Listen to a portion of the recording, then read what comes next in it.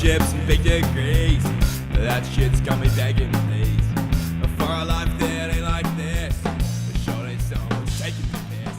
Hey guys, welcome back to the second episode of Tasty Tunes. Today I'm here with Blue Dream. What's going on? Hello. It's always the most awkward thing. Like, watching what everyone does. Cheers, Evan. How did the band come about? The band started as an idea in year 12, so just getting around stoner metal, stoner rock, Queens of Stone Age, all that stuff, and literally I started it up. Went to Jimmy, go-to drummer, Jack's bassist, then we got our boy Tommy on board, and there we go, it started up like that. We played our year 12 graduation. It's pretty mad. We got to swear at the year 12 graduation in front of a lot of people and a lot of teachers, so that was definitely a mad thing, yeah.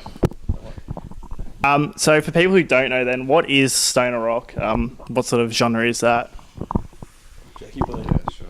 It's just like sort of rock music, but much more sort of, I don't know, chilled out, like some bits. It gets pretty heavy though. I don't know how to, I'm not sure. Yeah, there's like something in between. Yeah, there's always a bit going on. Yeah. That's cool. And so obviously the band name is Blue Dream. How did that come about? Where did that name come from? Can I answer this one? Blue Dream's a very popular strain of papaya fruit, so we chose that one, Blue Dream. Search it up, just Google Blue Dream, #1 strain. So have you guys always had similar interests in genres of music, or did it come down to when you made the band that this is the one you chose that would like fit you all really well? Pretty sure we've all had kind of a similar interest in heavy stoner rock style music, especially Queens of Stone Age. I think we all like that. I don't know what else, but yeah, like I don't know. A few of us used to like play back in the day, like through school and that, and we would sort of like, I don't know, we played like hard rock, I guess, and some of the old bands we were in. So it's just like a natural progression, really. We were listening to a lot of stoner rock and kind of emulated that, I guess. Yeah, cool. So had any of you previously been in a band or a group before, or was this your first one? I've definitely been in a fair few, but I started up one with Jack, barely supervised represent. When we were like 15, it was like a cover band, and we played the Cherry Bar actually. It was a good night. We played on like a Thursday night. That was really the actual only real proper band I've been in, other than this one. But this is definitely the most proper, like actually recording music and all that shit. What about you guys? You guys going anything? Yeah, I guess. I've been in a couple bands as well. I'm in another one at the moment. But just sort of like always got a couple things on the go. Yeah, try and sort of like have a few different styles of music kind of going. Yeah, well, I'd never been in a band before Blue Dream, so it was pretty intense playing my first gig at the graduation in front of everyone I ever knew. So that was fun, but yeah, I've been enjoying it so far. And yeah, that's about it. So first off the rank. As Jack Black said, sometimes when you get out of your comfort zone, you might find something brand new.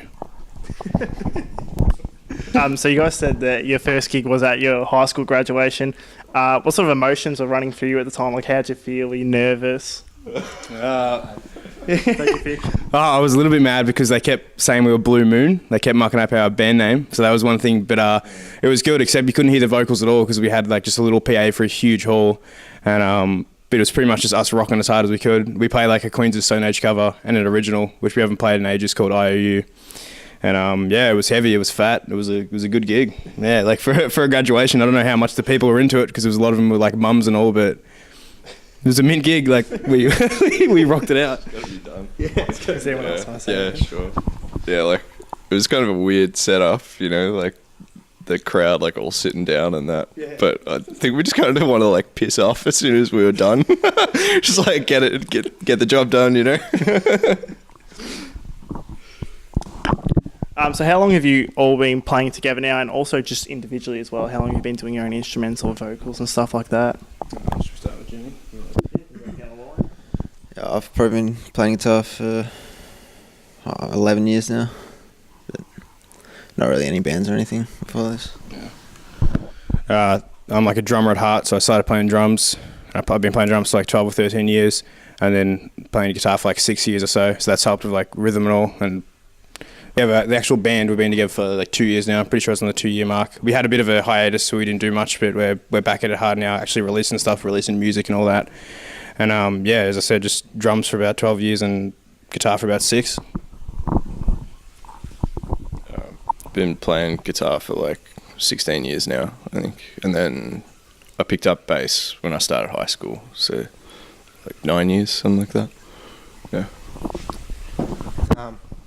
Well, I've probably been playing for probably 3 or 4 years now, so the least experienced, but I don't know, it works, doesn't it? Flashiest guitars. Flashiest guitars, yeah. I'm more of a collector than a player. That's good shit. So was this something you guys always wanted to take seriously, or is it start off as like a bit of a hobby, like a bit of something to do during the spare time, and now it's starting to take off a little more? Definitely seriously. Like, I remember when I got out of school, I was just like the number one thing that wanted to be done, try and succeed in a band, like make money out of doing music, even if it's just like a comfortable living, they'll be like pretty content on that. But yeah, we had a bit of a, as I said, we had a bit of a break, but yeah, we're back at it hard now, so yeah. Cool. It's always something fun to have going on the side as well, though. Like, I figure like all of us are sort of always got to have something musical happening. Otherwise, I don't know, you kind of get bored, I guess. Yeah. So it's been good. Cool. Good. So what would you say defines your sound from other stoner rock sort of bands and stuff like that? So I'd say what defines us is where we've got like a lot of real heavy inspirations, like System of a Down, and generally stoner rock as well is classified in like it's a genre of really just long drawn out distorted chords. When we bring it more to almost like a stoner pop sort of thing, so it's like a lot more bouncy actual drum beats, like a lot more just trebly high toned guitars. Obviously like catchier vocals, like we have more hooks other than just like a massive 4-minute solo. Like longest guitar solo we have in a song is like 1:20, and that's like one song. So I say that's what distinguishes us. We sort of like throw a few like sort of breakdowny things in there as well, which is kind of, it's a bit of an amalgamation of like a few genres, like I guess. Kind of take inspirations from like hardcore music as well, but it's not really like the music isn't hardcore, but it sort of takes from a few of those influences, like we all listen to like Parkway Drive, that kind of thing, so it's rubbed off. So when you're making your songs and creating your music, what do you like look to provide to a listener when you're doing that? Like, what sort of message do you want to deliver, or what sort of feeling do you want to bring across to them? Like the songs have like a broad range of lyrics and all, but usually just try to bring across like mostly riff bass. I'd say riff bass, then lyrics would be second. Have like some that's real heavy. It's just but there's like, I can't even define it only as just heavy, because we got some real like melodic stuff in the work as well. Possibly even including handpans, if you guys know what they are. It's like a cool little thing that you hit and it makes cool noises. Some flute in the EP as well. Yeah, even a flute, definitely a bit of flute in the EP. But yeah, I don't know, it's sort of like a tough question, but I guess just want it to be like a catchy. The lyrics are personal to you. Yeah. Yeah, it's true. Yeah, all the lyrics have been personal to me. Like Grinch Mountain, that's about life experiences. I've written a song about like past family members. Written some songs just about words. It's sort of cool. Let it fit together. So yeah, that's about that. That's fair. So does any one person have a say on what direction the band goes in, or is it kind of just a joint decision on where you'd like to go and how you'd like to go there? Definitely say joint. Yeah, I guess like we'll really have a say in all that kind of stuff, like how we go about, I don't know, designing artwork or like filming things or what we're going to record, where we play gigs. Mm-hmm. Yeah, we just, I don't know, it's a democracy. It's the way it should be, I think. And so you've obviously got a bunch of inspirations and a bunch of artists that you take a lot of inspiration from. How much does that influence your songs, and how much do you take from that to, I guess, put into your music? Yeah, I guess you always take a lot from your inspirations, especially like the stoner rock scene nowadays is got like quite a few big bands in Australia, like Soho's doing really well for themselves, obviously, so you can't help but take inspiration, but we just like, we write what we like, you just, if you think it sounds cool, then you sort of go with it. And if songs sound forced, like you're trying to, just like fit into a specific like sort of niche kind of sounds a bit shit. So yeah, we just do our own thing. So you guys took a bit of a hiatus at one point. Was that because there were some hurdles coming along the way, or was it just you guys need some time apart from making music? So the famous hiatus of like 7 or so months. We smashed out like 8 gigs when we first really started, and it was like pretty decent venues as well. Our best gig was at Revolver Upstairs, so shout out to Revs for having us. That was a good gig.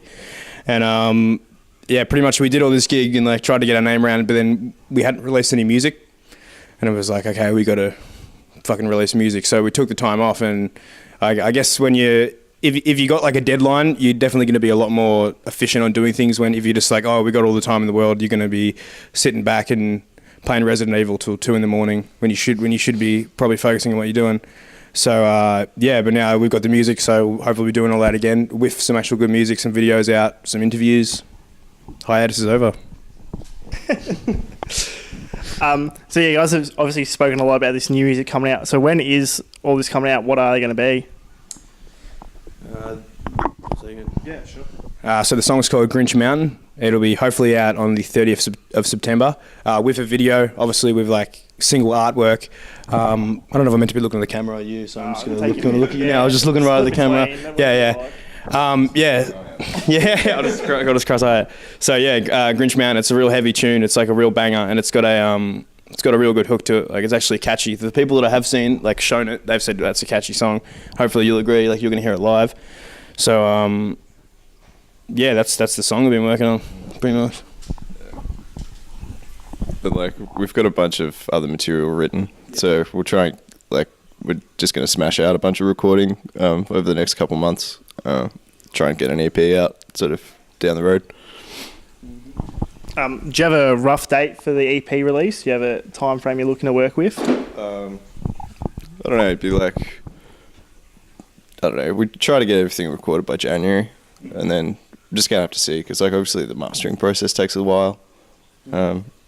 But we've got a guy, and he's doing good stuff for us, so, you know, he can take as long as he wants. It's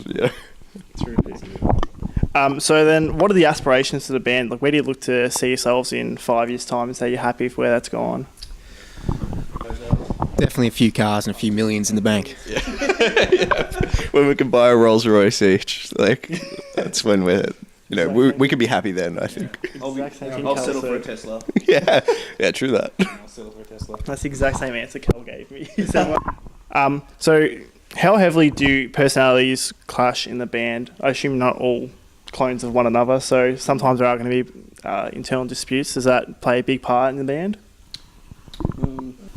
I don't think there's any like real big disputes or anything, because we're not like, obviously some are more like extroverted than others, but that's kind of in any group you'd imagine. But we all pretty much mash with the same stuff. Like we all enjoy chilling together. It's never like we'll go to a practice and be like, oh shit, like screw chilling with these guys. It's like, yeah, mint, let's chill. Let's have a sesh afterwards. Let's make some music. It's a good vibe. It's good shit. Yeah. Do you want to add something? Yeah, for sure. So like we all sort of have our own ideas that go into writing the songs, but I think that's just part of the creative process. You got to sort of like weed out some ideas, and then we all sort of, I don't know, I think you figure it out. Like things sound right in the moment, and we go with that. And then we'll, like with artwork and things, it's the same thing. Like we all have different ideas, and we just sort of work through that and see what comes out the best at the end. Yeah, we usually all agree by then. So yeah, At some point. Yeah, for sure. Awesome. So you guys mentioned earlier that you've done a few gigs now, you've been through the whole process of it. Does anyone have like a little quirk or a little ritual they have to do before every gig to make them feel comfortable or ready to actually perform? We didn't really have a ritual before the gig, but I'm pretty sure every single gig we had at least one on-stage beer neck, and we made like a thing out of it. Like we stopped the crowd and we'd say, it's time for that on-stage beer neck. And that was definitely good. And obviously having a couple of beers beforehand, it's good to do that before a rock gig. That'll just loosen you up and calm those nerves and all that. But that's about all the rituals, except for when we all practice our siren singing in the bathroom together. that one other thing that we all do as well. We just like get Jimmy out the back and we just sort of bend him over and hit him with like drumsticks for a little while before the gig. Just get him warmed up and awake. For your music, obviously, it sounds like lyricism plays a really big part. Yeah. Would you say lyricism plays more of a part than production, or vice versa, or is it a really balanced sort of platform for it all? I'd say we like focus on all things at different times though. It's kind of like we usually start out with like a riff that one of us will come up with that we think sounds good, and then like Reese will write lyrics for it, and you just focus on like different parts of the song at different times. So I guess they all get the attention that they need, but it can sort of drag it out a little bit, I guess. But it's just the way we've found that it works. It's gotta be done. Yeah. Do you ever find one to be more important than the other? Do you find that lyrics are better at delivering your message than production is, or do you find that they both do the job just as well as one another? Yeah, like definitely. Obviously, riffs play a big part, but lyrics also to get it across. Because I guess unless you can understand the lyrics and they're meaningful lyrics, you're not really gonna know what the song's about. You can have as many like heavy, mad riffs, which is obviously can be like 80% element of the song, but I feel like you got to have the lyrics to fit, because even with music nowadays, like probably one of the most important parts of the vocal is like that's what people, even if it's like a casual listener that doesn't really listen to instruments, they want to have like a catchy tune, they're going to sing along to, it's going to get stuck in their head. So I feel like definitely more of the instrument sides, if you appreciate actual instruments, like if you play yourself or if you're into that genre, you'll be like, oh cool, these guys are doing something right. But so it's like it's definitely, there's not one that overweighs the other. It's just it's an equal mix, I'd say. Yeah, because like most of us have been playing together for like a few years now, a fair while, especially like me and Reese, we've been playing together for a while, and it's sort of like changed the focus of where we like how we think about the music as well. So I think like a lot of the time like we'll just jam out and it'll be like instrumental kind of things, so you obviously focusing on the instrumentation, but now like getting the lyrics in there, it's sort of opened up another side, I guess, of the music. Just been interesting to like play around with. And then the whole like recording process is a whole other fucking can of worms. It's interesting. It's good. Cool. In music today, there are obviously a lot of trends and whatnot. Is there anything in particular you really hate or just cannot stand?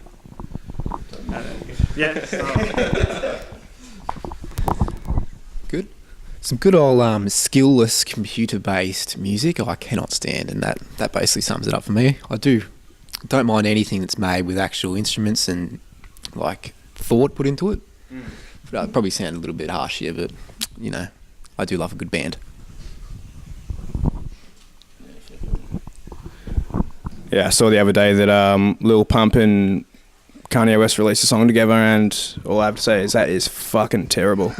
So that's kind of my base on the new music coming out. It's just all ridiculously over. Like I don't understand when making a song ridiculously auto-tuned, the vocals became acceptable, where it doesn't even sound like the person that's singing. Like it's kind of, it's just fucked. There's no effort. Yeah, it's just like go into a studio for like it'd take us like a month to record a song. We got to do all the guitar tracks individually, everything, and like actually practice the fuck out of the vocals because it's like going to be a raw take. And then it's just like, okay, cool. Come into the studio, sing a song about whipping your cock out on the peanut butter, and then fucking hose, and you're good. Anyone else want to add anything? That's really taken the cake so far. Maybe we're a bit old school. Did you want to add anything, James? So we'll round up now. There's only a couple more questions left. Do you guys have anyone that helps you with your gigs, gets you ready, finds your gigs or anything like that? Or is it all done by yourselves together? Pretty much. Yeah, we do most of that ourselves, really. But Josh Bliss is our mastering guy, and he's been a legend. Emma Catapan also like helped us out with recording. So like, there's always been a few people that have helped us out, especially like with recording and that, because it's like stuff that we're like much less experienced with. So it's nice to have some people that know what they're doing. Did you want to add anything at all? Is there anyone else that we should I think that's all of it. We'll say the Grinch Mountain, the single that will be released, all the instruments were recorded in the bungalow, so in my room. So, yeah. Shout out to the bungalow. Shout out to the bungalow. So you said that a lot of the writing comes from you. You're a big part of the lyrics. Where does the inspiration come from for that? I'd probably say the number one bit of inspiration is when it's about 3 or 4 in the morning, and I'm sitting there, Jack asleep on the couch. I'll be playing the acoustic guitar, and I'll write a riff, and he'll be passed out, and I'll really like the riff. I'll record it on my phone. I'll play it to him, and then he'll be like, literally, he'll fall asleep like 1/3 into me playing the riff to him, and he'll just be like, "Yeah, man, real good." And you just know that he hasn't listened at all, and it'll be like a process of waking him up like 4 times, and then not only till the morning, he'll be like, "Yeah, it's a pretty cool riff," when he can actually comprehend what's going on. But that's where definitely a couple of riffs have been written. Just 3 a.m. couch, that's peak. That's like peak traffic of, yeah, just sitting there by yourself, just jamming. If I can remember that shit in the morning, you can guarantee it's going to be a song. So yeah, thanks for having us, man. Again, we are Blue Dream from Melbourne, Australia. About to release on the 30th of September our debut single, Grinch Mountain. It's definitely a mad tune. It's been mastered real well. Like it's at least for me, it's a standout tune to other stuff coming out at the moment. So yeah, make sure you suss that out. Check us out. Follow us for gigs. All that. It'll be available everywhere, like every streaming service you can imagine. Triple J on Earth, YouTube. We'll be dropping a video for it as well. So yeah, thanks a lot for having us, man. Appreciate that, man. All right. Yeah. Should we do It's the best part. All right. Whenever you guys are ready. All right. Yeah. This was Grinch Mountain. We'll be coming out soon.